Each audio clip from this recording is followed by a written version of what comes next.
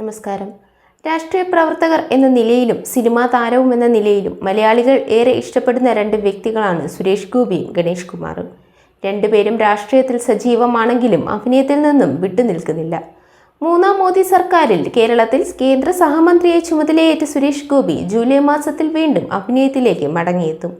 സുരേഷ് ഗോപിയുടെ 250ാമത്തെ ചിത്രമാണ് ഒറ്റക്കൊമ്പൻ. നവാഗതനായ മാത്യു തോമസ് ആണ് ചിത്രം സംവിധാനം ചെയ്യുന്നത്. നേരത്തെ പ്രഖ്യാപിച്ചെങ്കിലും പല കാരണങ്ങളാൽ നീണ്ടുപോകുകയാണ് ചിത്രം. അതേസമയം രാഷ്ട്രീയപരമായി രണ്ട് ചിന്തകളുള്ളവരാണെങ്കിലും ഗണേഷിൻ്റെയും സുരേഷ് ഗോപിയുടെയും കുടുംബങ്ങൾ അടുത്ത ബന്ധം സൂക്ഷിക്കുന്നവരാണ്. അതുകൊണ്ട് തന്നെ ഇരുവരുടെയും മക്കൾ തമ്മിലും ആ സൗഹൃദമുണ്ട്. കഴിഞ്ഞ ദിവസം അതുകൊണ്ട് തന്നെ ഒരു വീഡിയോ വലിയ രീതിയിൽ വൈറലാകുകയും ചെയ്തു. സുരേഷ് ഗോപിയുടെ മരുമകൻ ശ്രേയസുമായി സംസാരിക്കുന്ന ഗണേഷിൻ്റെ മകൻ ആദിത്യ കൃഷ്ണൻ്റെ വീഡിയോയാണത്. ശ്രേയസ് ഒരു ബിസിനസ്സുകാരനാണ്.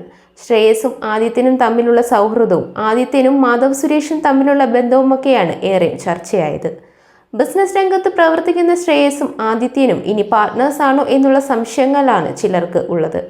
എന്നാൽ ഗണേഷ് കുമാർ മുഖ്യവേഷത്തിൽ എത്തുന്ന ചിത്രം കാണാൻ എത്തിയതായിരുന്നു എല്ലാവരും. ചിത്രത്തിൽ ഗോകുൽ സുരേഷും ഒരു പ്രധാന വേഷം അഭിനയിച്ചിട്ടുണ്ട്.